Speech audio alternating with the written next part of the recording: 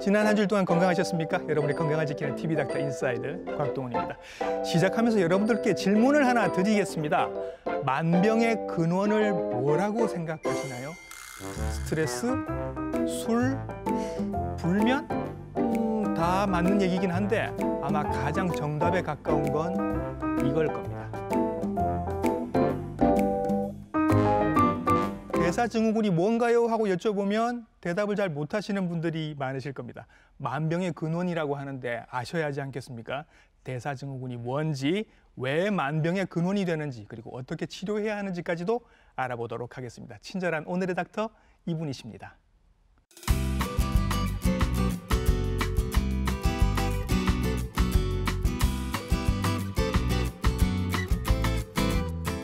스튜디오에 모셨습니다. 가정의학과 전문의 이상엽 선생님이십니다. 선생님 안녕하십니까? 네, 안녕하십니까? 양산 부산대학교 병원 이상엽입니다. 네, 선생님께 오늘 알듯 말듯 알쏭달쏭한 대사증후군에 대해서 한번 여러 가지 질문들을 던져보도록 하겠습니다. 먼저 이것부터 한번 알아보죠. 처음 들으시는 분들도 많으실 것 같습니다. 대사증후군이라는 게 도대체 선생님 뭔가요? 좀 설명을 드리겠습니다. 예. 모든 분들이 무병장수하고 싶으실 텐데, 그렇죠. 그런데 이제 애석하게도 이제 일찍 돌아가시는 이유 중에 큰 이유 중에 1번은 뭐니 해도 암입니다. 암. 네. 그 다음으로는 혈관 질환인데, 예. 그 혈관 질환 중에서도 그 동맥의 예. 그 안쪽 세포, 내피세포라고 하는데 네. 거기가 손상이 되고 그러면서 염증 세포가 쌓이고 예. 거기에 콜레스테롤이 이제 엉겨 붙은 것, 그게 죽같이 걸쭉하다고 해서 예. 그거를 죽종이라고 합니다. 예. 거기에다가 동맥이 딱딱해지면 그거를 죽상 동맥 경화증이라고 하는데 흔히 동맥경화라고 알고 계시는 맞습니다. 그거. 네. 네. 예. 이제 그게 심해지면 예. 심장으로는 협심증, 네. 그리고 심근경색, 예. 그리고 급사를 할 수도 있고, 예. 뇌 쪽으로는 이게 뇌경색, 네. 소위 그 중풍이라고 부르는 건데, 예. 그것 말고도 이제 뇌출혈을 예. 일으킬 수가 있습니다. 예. 근데 앞서 말씀드린 이제 동맥경화 대사증후군이란 무엇이냐면, 예. 지금 말씀드린 죽상 동맥경화증으로 인한 그 합병증들이 생길 수 있는 위험이 예. 많아지는 그런 상태가 예. 이제 가장 여러 가지 병들을 예. 다 한꺼번에 생겼을 때다라고 이렇게 생각을 하거든요. 예. 그래서 이제 그 묶음들을 대사증후군이라고 부릅니다. 예. 지금도 잘 모르는 것들이 있어서 옛날엔 더 몰랐겠죠. 그러다 보니 이름이 여러 번 바뀌었다고 하더라고요, 선생님. 네, 맞습니다. 네.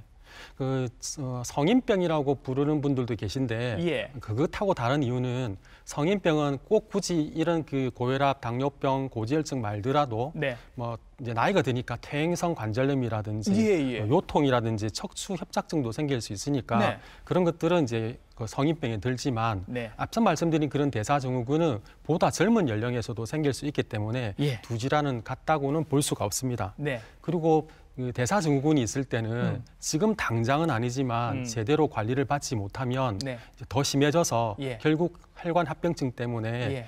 이제 고생을 하거나 일찍 돌아가실 수가 있으니 예. 전반적으로 종합적으로 같이 관리하자는 측면에서 네. 대사증후군이라고 이제 부르고 있는 겁니다. 예. 자, 근데 그 이름 갖고 또 오해를 하실 수 있는 게 이 대사라는 말이 좀 헷갈립니다, 선생님. 맞죠. 네. 요거 설명을 해주셔야 될 것 같아요. 뭐가 대사입니까? 나중에 또 다시 말씀드릴 기회가 있을지 예. 모르겠지만 대사라는 거는 사람들이 식사를 하면 예. 그게 이제 에너지지 않습니까? 그렇죠. 그것을 에너지로 이렇게 몸속에서 잘 써야 됩니다. 네. 그게 이제 신진대사가 잘 된다고 얘기를 하는데 이제 그게 이제 대사가 원활롭지 않다. 예. 대사가 원활롭지 않으니까 사실은 엄격하게 좀 편하게 부르려면 대사장애 증후군이라고 부르면 환자분들이 일반인들이 더 와닿겠는데 예. 이제 미국 말을 그대로 네. 번역하다 보니까 예. 현재로서는 대사증후군이라고 부르고 있습니다. 예. 자, 그러면 이제 진단을 한번 해볼게요. 대사증후군에 속하려면 진단 기준이 있습니다. 자, 선생님 알려주시죠. 네. 그 진단 기준은 그렇게 어렵지가 않습니다. 네. 그 진단을 하려면 줄자, 그다음에 혈압 측정하는 혈압기, 예. 그다음에 혈액 검사는 딱 두 가지입니다. 혈당과 그다음에 이제 지질 수치만 알면 됩니다. 예. 이제 그걸 측정해 보면 첫 번째는 이제 허리 둘레를 재봅니다. 네. 그러면 남자는 90cm 이상, 예. 여자는 85cm 이상 일대를 복부 비만이라고 합니다. 살짝 인치로 한번 바꿔보면 어느 정도 될까요, 네. 선생님? 남자는 그러면은 이제 35인치 반, 35.5인치 예. 정도. 예, 그 여자는 33인치 반 정도 될 텐데 예. 그 정도의 바지를 입었을 때 타이트하다. 그러면은 이제 복부 비만이 되겠죠. 예. 쉽게. 뜨끔하실 텐데. 네. 예, 예, 그렇고요. 그다음에는 이제 콜레스테롤 수치를 재는데 예. 콜레스테롤 수치 중에는 이제 여러 가지가 있지만 중성 지방하고 고밀도 지단백 콜레스테롤을 재는데 예. 중성 지방은 나쁜 겁니다. 그러니까 예. 이거는 재서 네. 150이 넘으면 네. 이제 해당이 되고요. 예. 고밀도 지단백 콜레스테롤은 그 콜레스테롤 중에서도 몸에 좋은 겁니다. 좋은 거. 예, 나쁜 콜레스테롤을 이렇게 제거해 주는 건데 예. 대사증후군의 진단을 할 때는 네. 남자는 이게 40, 예. 여자는 50보다 이제 그 아래일 때를 예. 해당된다고 봅니다. 그 다음에는 이제 혈압을 재는데 혈압은 그 보통 이제 수축기 혈압, 이거 네. 위의 혈압이라고 보통 부르시던데 예. 수축기 혈압이 130, 그리고 이제 이완기 혈압이 85가 넘어가면 예. 그것도 해당이 되고 예. 또 하나는 마지막으로는 혈당인데 네. 공복 상태에서 측정해서 100이 넘어가면 예. 그것도 이제 해당이 되는데 이 모든 5가지 예. 5가지 중에서 3가지 이상을 가지고 있으면 이제 오. 우리가 대사증후군이라고 진단을 내립니다. 만약에 그러면 이 중에서 고혈압 약을 이미 드시고 계시거나 콜레스테롤 약을 지금 드시고 계신다면 어떻게 해당이 되는 겁니까? 아주 좋은 질문이신데 예, 예. 우리가 측정했을 때 이분이 중성지방이 100입니다. 근데 물어보니 이미 중성지방 치료제를 드시고 있는 겁니다. 그 약을 먹어서 혈압약을 효과가 난 드시고 거죠. 있는 겁니다. 그럴 때는 드시고 있으면 측정 수치보다도 그걸 보는 게 아니라 이미 예. 약을 드셨다는 그 자체가 예. 그 항목에 해당을 되는 거로 봅니다. 이미 해당되는 걸로. 그러니까 고혈압, 고지혈증, 당뇨병 이 3가지가 같이 있으면 네. 그 약을 지금 이미 드시는 분이라면 이미 벌써 대사증후군으로 보시면 됩니다. 건강검진 받으실 때 결과 이렇게 유심히 보시는 분들은 아마 지금 눈치를 채셨을 텐데 그 기준이 굉장히 타이트합니다. 보통 혈압은 140에 90 뭐 이렇게 얘기하는데 지금 대사증후군 기준에는 130에 85고요. 혈당도 100 아래, 공복 혈당을 100 아래로 굉장히 타이트하게 봅니다. 여기에 안 걸리는 사람이 있을까 싶을 정도로 네, 맞죠. 저도 지금 좀 아리까리하거든요. 네, 네. 그러면 굉장히 해당하시는 분들이 많을 것 같습니다. 어떤가요? 현재 가장 마지막 그 학회에서 보고된 데이터가 2018년 건데 네. 그 데이터를 보면은 우리 국민 성인입니다. 예. 성인 4명 중에 1명꼴로 대사증후군이다라고 이렇게 보고 있습니다. 4명이 한 명. 네, 네. 아, 많네요. 많죠. 예. 미국은 더 많아서 예. 3명 중에 1명꼴입니다. 예. 그러면 이건 어땠어요? 남성이 맞나요? 여성이 맞나요? 남녀별로도 좀 차이가 있고 연령별로도 차이가 그래요? 있는데 전체적으로 보면은 남자가 훨씬 더 많습니다. 예. 남자는 이제 한 28% 정도 되는데 예. 여자분은 18%니까 차이가 큽니다. 이게 10% 정도 차이가 납니다. 예. 그렇게 차이가 나고 이게 또 여성분들도 나중에 연세가 드시면 또 패턴이 달라진다고 하더라고요. 전체적으로는 이제 아까처럼 4명 중에 1명인데 예. 30세 이상으로 이렇게 보면은 3명 중에 1명꼴로 대사증후군이고 예. 65세가 넘어가면은 2명 중에 1명꼴인데 예. 이게 65세부터는 그 전까지는 계속 남자가 훨씬 더 대사증후군이 많은데 네. 65세가 넘어가면은 예. 여자분들이 더 많아지기 시작합니다. 예. 이제 그 이후로는 이제 그 여자분들은 이제 여성 호르몬이 나오지 않습니까? 네. 그 여성 호르몬이 굉장히 그 대사적으로는 이롭습니다. 여성들한테는 그렇죠. 네, 네. 네, 네. 콜레스테롤도 낮춰주고 네. 좋은 건데, 근데 폐경이 되니까 예. 그때부터는 그 보호받는 그 여성 호르몬이 나오지를 그렇죠. 않으니까 그것들에 대한 영향을 받기 시작하는 거고, 예. 남성분들은 애석하게도 이제 그 전에 대사증후군이 너무 심하면 아까처럼 그런 합병증이 생긴다고 말씀드렸잖아요. 예, 예. 그런 것들로 일찍 사망을 해버렸고, 예. 그 이후에는 이제 상대적으로 조금 더 건강한 남자들만이 생존했다. 그래서 이제 여자분들이 훨씬 더 많고 남자분들이 좀 작아졌다라고 그렇게 설명하기도 합니다. 이렇게 많은 대사증후군은 도대체 왜 생기느냐 하는 겁니다. 어디가 잘못된 걸까요? 그 여러 가지 연구를 했는데 제일 처음에 이제 연구된 것으로는 인슐린 저항성이 원인이다라고 생각을 합니다. 이게 무슨 말이냐면은 인슐린은 몸에 굉장히 이로운 겁니다. 식사를 하면 네. 이제 우리 음식 중에서 이제 칼로리가 들어와서 포도당이 혈중에 높아지게 되겠죠. 예. 그러면 이게 그 각 조직에 들어가서 네. 아까 말씀드린 대사에 쓰여야 됩니다. 그러니까 예. 근육에 그게 이제 그 유입이 되어서 네. 각종 세포에서 이제 쓰입니다. 그리고 우리가 이제 포도당이 적을 때는 네. 이제 모자라니까 간에서 또 만들어냅니다. 네. 근데 이제 만들어내는 그 인슐린이 작동해야 되는 그 근육이라든지 간에서 네. 인슐린의 그 작동에 저항을 하는 겁니다. 그걸 그렇죠. 인슐린 저항성이라고 그러거든요. 예. 그러면 인슐린이 모자라는 거 싶어서 췌장에서는 인슐린이 더 많이 분비가 되는 거예요. 그렇죠. 계속 악순환이 되는 건데 이게 이제 원인이라고 생각하는 게 있고 네. 조금 더 연구를 해보니까 그 아까 말씀드린 복부 비만, 내장 지방 세포 때문이다. 네. 또 하나는 또 이렇게 산화 스트레스 얘기도 많이 하는데 예. 산화 스트레스가 쌓여서 그렇다. 예. 또 하나는 또 그 이게 염증이다라는 말도 있는데 예. 우리가 말할 때 무슨 감기 같은 이제 표시가 나는 염증이 아니라 아주 그 검사를 해보면 이렇게 그 염증 수치가 굉장히 낮은 상태인데 예, 예. 그런 낮은 상태의 염증이 장기간 네. 이제 되면서 이런 걸 일으킨다. 예. 운동 부족이라든지 예. 과음 과식이라든지 네. 이게 그러니까 건강하지 못한 생활들 있지 않습니까? 네. 그런 것들이 대사증후군의 원인이 되고 예. 대사증후군의 그 항목마다 혈압 예. 그리고 당뇨, 고지혈증도 있고 비만도 있지 않습니까? 네. 각각마다 이렇게 유전성이 있거든요. 예. 그러니까 이것들을 다 한꺼번에 모은 질병이니까 예. 당연히 유전도 관여합니다. 네.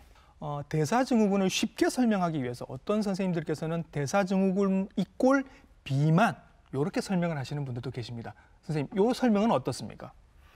그 설명도 결론적으로 맞습니다. 예. 왜 그러냐면 아까 제가 인슐린 저항성 얘기를 했는데 이게 이제 지금으로는 주요 원인입니다. 예. 근데 이 인슐린 저항성을 일으키는 또 여러 가지 원인들 중에 예. 복부 비만이 가장 주범이거든요. 아. 그러니까 복부 비만이 많아지면은 그 중에서 이제 특히 더 내장 지방이 많아지는데 예. 이제 내장 지방이 많아지면 넘쳐나는 그 지방이 간에도 쌓이고 쌓이죠. 근육에도 쌓입니다. 쌓이죠. 그쪽에 쌓인 그 지방이 대사되면서 나오는 물질들이 있는데 예. 그게 인슐린 저항성을 야기를 합니다. 예. 그리고는 또 이렇게 내장 지방이 많으면은 음. 그쪽에서 염증 세포를 불러일으킵니다. 예. 그 염증 세포를 불러일으켜서 거기서 또 이렇게 사이토카인 같은 그 각종 물질을 만들어내는데 예. 그것도 인슐린 저항성의 한 원인이 되고 예. 그리고 염증이 생기면 예. 그 염증 자체가 인슐린 저항성을 야기하기도 하지만 이미 있는 인슐린 저항성을 더 악화시키기도 합니다. 네. 그리고 복부 비만은 인슐린 저항성 말고라도 네. 최근 연구에 의하면 사람들은 이제 교감신경, 부교감신경이 항상 이렇게 밸런스가 맞아야 그렇죠. 되는데 네. 이 복부 비만이 있는 분들은 그게 깨진다고 합니다. 예. 그게 깨지면서 복부 비만이 그 대사증후군이 훨씬 더 이렇게 많게 되는 원인이 되는 그런 이유가 있습니다. 돌아 결국은 뱃살이 만병의 근원이 되는 것 같은 느낌이 그렇게 듭니다. 봅니다. 네. 네, 뱃살 저도 지금 제 배를 지금 만져보고 있습니다만 선생님 이런 거 있잖아요. 저는 배는 날씬한데 허벅지살이랑 팔뚝살이 문제예요. 이런 경우에도 그러면 나중에 대사증후군의 위험이 높아지나요?라고 여쭤보면 어떻게 대답하시겠습니까? 네, 아까 말씀드린 한편으로는 그 뭐 체질량 지수라고 하니까 예. 키 체중으로 계산하는 공식도 있겠고 네. 또 한 가지는 이제 몸 속에 있는 지방의 양인데 예. 근육이 좀 적더라도 뭐 근육이 적고 지방도 같이 적은 분은 사실 좀 드물고요. 예. 근육이 적은 분들은 뭐 인바디 같은 분석을 해보면 체성분 분석을 해보면 예. 체지방률이 매우 높습니다. 예. 남자는 한 25%, 예. 여자는 30% 이상 넘어가면은 예.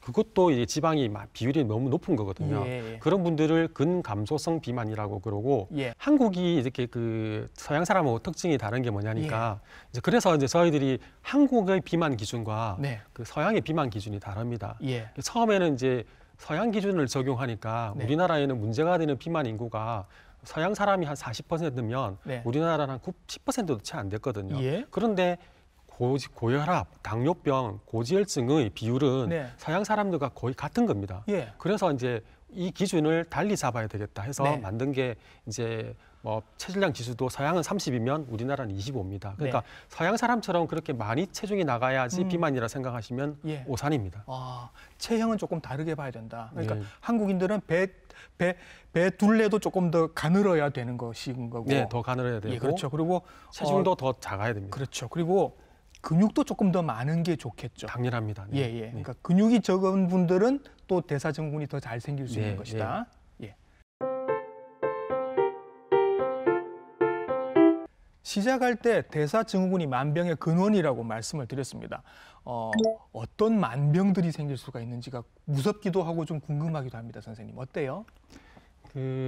일단 이 대사증후군이 이렇게 위험해지는 위험한 이유가 예. 다른 사람보다도 혈관병이 예. 2배 내지 3배 더 많아지고 그다음 기준 중에서 이제 혈당이 100 넘는 날 있지 않습니까? 네. 그러면 아직은 당뇨병이 아닐 텐데 그런 분들은 당뇨병의 위험이 5배 정도 더 높습니다. 그리고 예. 당뇨병이 있으면 또 혈관병의 위험도 높습니다. 그렇죠. 그러니까 이것을 이제 주로 생각을 하는데 사실은 그것 말고도 그 혈압 그리고 고혈압, 네. 고지혈증, 당뇨병마다 합병증이 생길 수 있지 않습니까? 그렇죠. 그러니까 그것의 위험들이 있는 거고요. 예. 그 다음에는 제일 중요한 그 복부 비만, 이 비만으로 보면은 비만하면은 생길 수 있는 게 뭐 통풍 아시는 뭐 예. 그 다음에 이제 지방간 그리고 수면 무호흡증 예. 거기에다가 이제 사망 원인 1등이라는 게 암이라고 했는데 네. 그 암의 원인 중에서도 비만이 많은 비중을 차지하고 있습니다. 예. 그러니까 거의 그 아까 말씀한 거의 만병을 예. 이 대사증후군이 다 일으킬 수 있다 그렇게 보면 되겠습니다. 뱃살, 대사증후군, 만병 이렇게 연결이 된다고 생각을 하시면 될 것 같습니다. 만병의 근원이 맞고요. 자, 그럼 이제 치료해야죠. 이거 이대로 놔두면 절대 안 될 것 같습니다. 대사증후군이 굉장히 타이트하게 여러 조건들이 있는데 요거를 다 조절을 하는 게 치료가 아닐까라는 생각이 듭니다, 선생님. 네. 전문적으로는 어떻게 치료를 하시나요? 아까 대사증후군의 진단 항목을 보면은 네. 아직은 약을 복용하지 않을 상태일 수도 있지 않습니까? 예. 위험하지만 그런 분들은 이게 이제 신호가 되니까 그때부터 해서 이제 관리가 들어가야 되죠. 정신 바짝 차리셔야죠, 이제. 예. 식사요법이라든지 네. 운동, 행동요법이라든지 예. 이렇게 해야 되겠고 네. 이미 약물을 복용하는 분들이 계실 거지 않습니까? 그렇죠. 혈압약이라든지 콜레스테롤이라든지 고지혈증을 뭐 이렇게 치료를 받으신 분들은 예. 그분들은 보통 이런 질환들은 한 번 약을 복용하면은 예. 거진 평생 복용하거든요. 예. 그러면 이분들은 대사증후군을 평생 앓고 있다는 뜻입니다. 예. 그러니까 평생 동안 이제 관리를 한다는 게 네. 꾸준하게 인내심을 가지고 관리하는 게 중요하겠습니다. 예, 예. 요 관리들 안에 이제 어떤 치료들이 있냐고 보니까 식이요법, 운동요법, 행동요법, 약물요법 이런 것들이 있었습니다. 하나하나 한번 볼까요? 자, 대사증후군이 있습니다. 혹은 위험합니다. 식이요법, 그러니까 먹는 거를 조절하라는 얘기인 것 같습니다. 어떻게 조절하시면 되나요? 네. 그 각 질환마다 식사요법은 따로 있기는 합니다. 예. 혈압 식사요법, 고지혈증 식사요법이 약간의 이제 강조하는 면은 좀 측면은 다를 수 있으나 중심된 사항은 거의 네. 비만 치료 식사요법이라고 보면 되겠습니다. 예.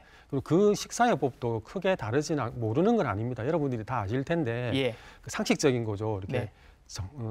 규칙적으로 식사를 하는 거고요. 네. 그리고 소식을 하는 겁니다. 음.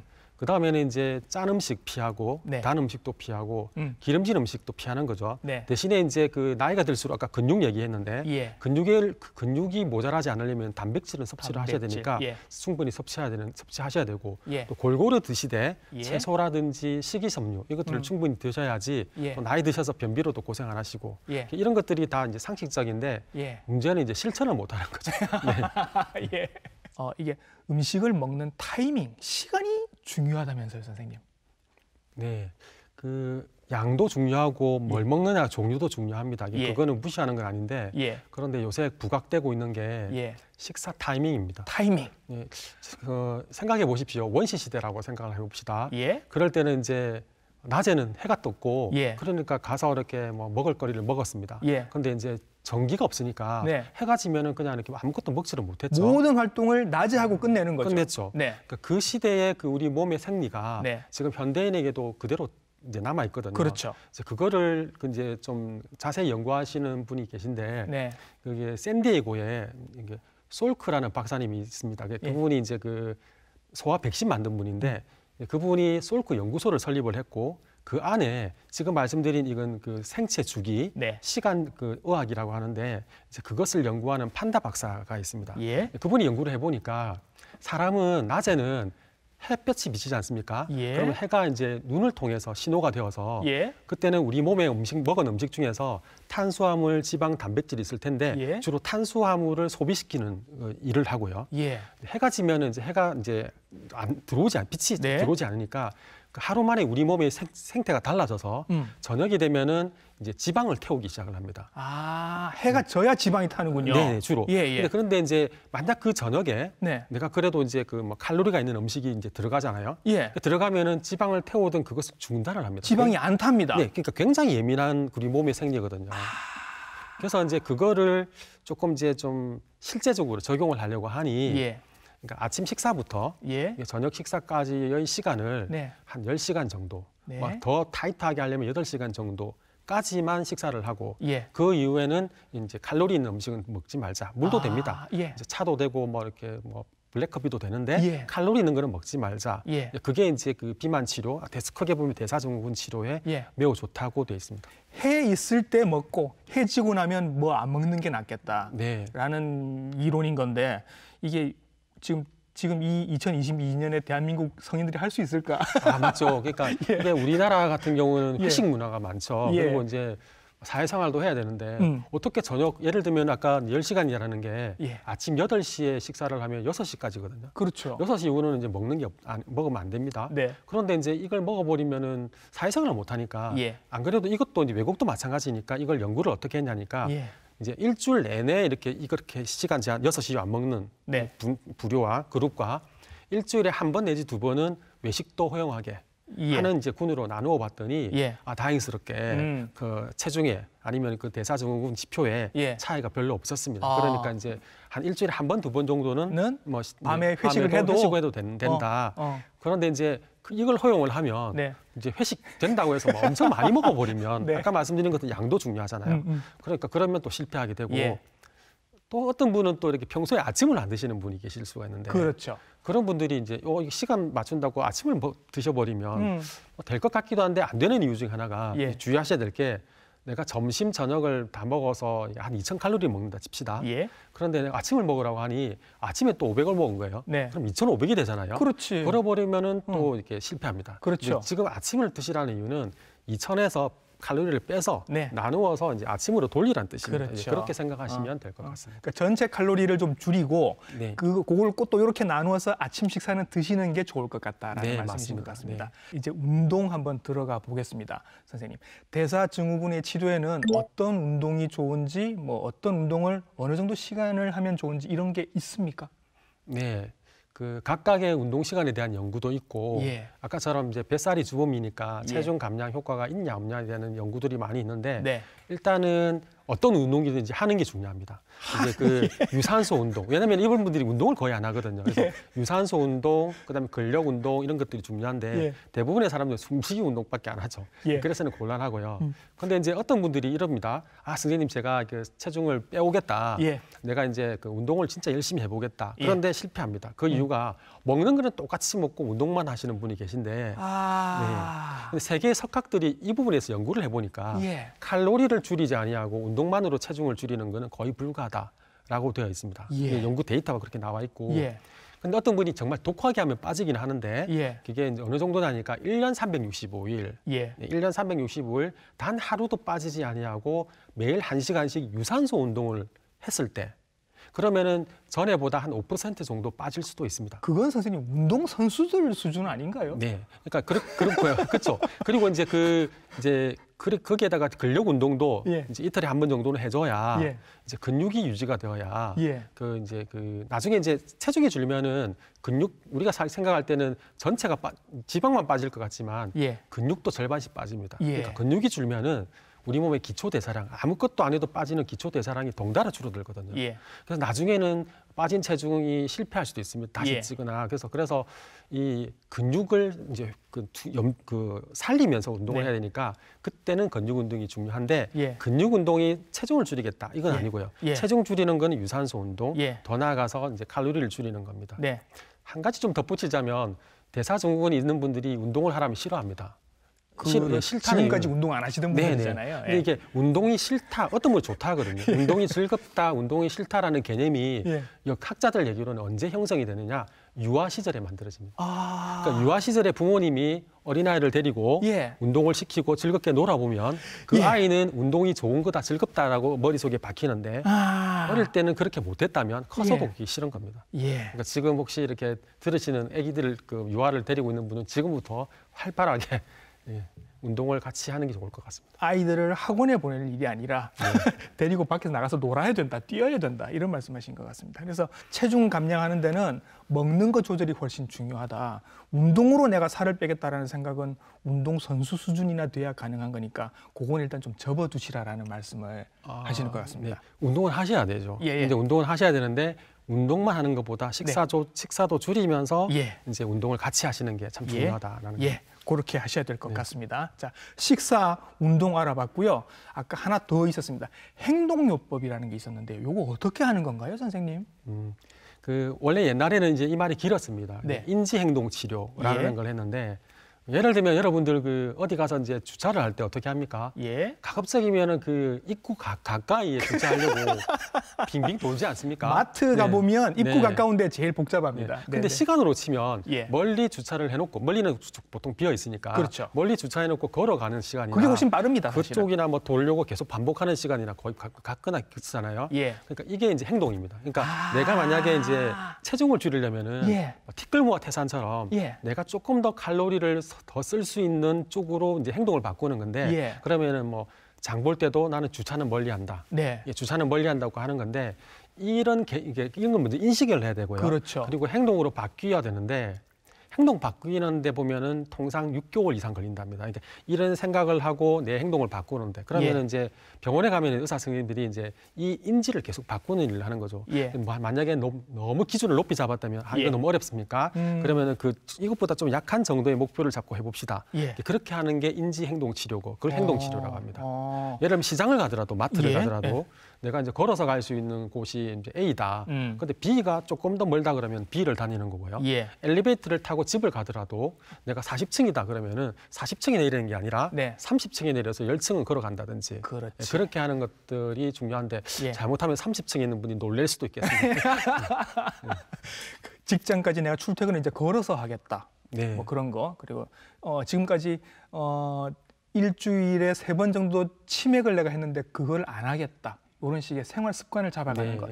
요거 넉넉하게 한 6개월은 잡아야 네. 이게 몸에 붙는다라는 말씀이신 맞습니다. 거죠. 우리가 네. 자식을 키워도 이렇게 한 번 말했다고 그게 예. 다 알아듣지 않지 않습니까? 예, 예. 사실은 어른들은 더 합니다. 그래서 어른들은 제가 좋아하는 말 중에 하나가 귀에 못이 박힌다는 말인데 네. 귀에 못이 박히도록 자꾸 잔소리를 하고 이제 예. 올 때마다 얘기를 해야 겨우 이제 심각성을 알아채고 예. 이게 인식의 전환이 되어지면 예. 행동까지 이제 바꿔지는 쪽으로 이어집니다. 그 일을 이제 진료실에서 선생님이 하고 네. 계시는 거고. 그리고 또 약도 쓴다라고 제가 얘기를 들었습니다. 어떤 약들이 있어요? 우리나라도 식약처가 있고 예. 이제 미국 FDA도 식약처가 있는데 그런 데서는 어떤 약이 나오면은 네. 제일 먼저 효과보다도 안전한가를 봅니다. 네. 안전한지를 보고 그다음에 효과도 좋아야 되겠고요.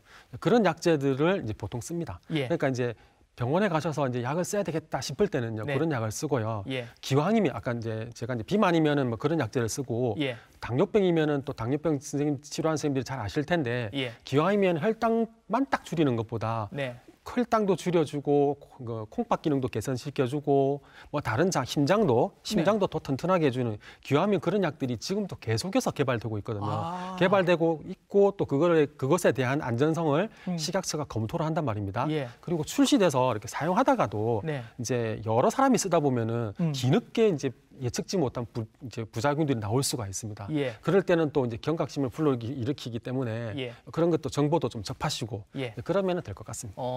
뭐 비만 치료제 같은 것도 직접 네. 쓰시나요? 비만 치료제는 지금 우리나라가 이제 저는 이제 적다고 생각했거든요. 이 약을 쓰는 게 왜냐면은 그 먹을 수 있는 약이 한 4개, 예. 주사제가 1개 딱 있습니다. 예. 한 개밖에 없나? 왜 그러냐면은 혈압약은 수십 가지, 네. 고혈압 그다음에 콜레스테롤 낮추는 약, 당뇨약도 엄청 많습니다. 예. 근데 비만 치료제는 딱 이것밖에 없거든요. 그래서 좀 아쉽다고 생각했는데 의외로 예. 이 5가지조차도 쓸 수 있는 나라가 우리나라, 미국, 전 세계에 몇 개밖에 없습니다. 그래요? 네. 예, 예. 나머지 나라는 한 2가지 정도밖에 못 쓰는 그런 나라가 꽤 많습니다. 예. 그렇지만 지금 말씀드린 이 5가지라도 이제 상황에 맞게 그분들의 그 어떤 상태에 맞게 예. 적절하게 사용을 하면 네. 도움이 됩니다. 자, 선생님, 대사증후군 이 정도면 이제 어느 정도 다들 이해가 되셨을 것 같습니다. 마지막으로 당부 말씀 부탁드리겠습니다. 네. 그러니까 옛날에는 그 무병장수를 얘기했지 않습니까? 네. 지금 우리나라의 수명이 이전보다도 뭐 이렇게 많이 늘었습니다. 예. 굉장히 많이 늘었는데, 근데 그 중에서 질병이 있는 기간이 늘어났습니다. 그러니까 이제 질병이 없는 무병 연령이 이제 시간이 네. 나이가 늘어난 게 아니라 예. 그 말은 무슨 말이냐니까 병이 있음에도 불구하고 예. 관리를 잘하다 보니까 금방 돌아가시지 않고 이제 수명이 늘어나는 거죠. 그렇다면은 이제 그렇게 관리를 잘하는 게 뭐냐니까 앞서 드린 그런 말씀인데 예. 한마디로 말씀을 드리면은 이제 착실하게 사는 거죠. 네. 우리가 감기가 걸렸다 그러면은 뭐 물론 약을 드시겠지만 그게 신호입니다. 아, 내가 그동안 무리했구나. 휴식을 취해라는 신호거든요. 네. 그러면 대사증후군에 걸렸다는 말은 아, 내가 지금까지 생활을 되짚어보고 한번 바꿔야 되겠다라는 그런 신호니까 네. 이 기회에 자기 자신의 생활을 점검해보고 예. 좀 건강하지 못한 습관들은 예. 건강하게 바꾸는 그렇게 살면은 하루하루가 좀 소중해지고 그 다음 날 아침에 눈을 떴을 때 아, 내가 이제 좀 보람 있다. 오늘도 활기차게 착실하게 살아야 되겠다. 그런 생각이 들지 않겠나 싶습니다. 봄맞이 집안 정리하시면서 봄맞이 생활 정리도 한번 같이 해보시면 참 좋을 것 같습니다. 대사증후군에 대해서 오늘 확실하게 자세하게 설명을 해주셨습니다. 가정의과 전문의 이상엽 선생님이셨습니다. 선생님 수고 많으셨습니다. 네, 감사합니다. 나이 들면 누가 날 제대로 야단을 쳐주지 않아서 좀 섭섭할 때가 있는데 오늘은 정신이 번쩍 들도록 신선하게 야단을 맞은 것 같은 느낌이 듭니다. TV닥터 인사이드 다음 주에 또 좋은 정보로 여러분들께 혼쭐을 기대드리겠습니다. 시청해주신 여러분 감사합니다.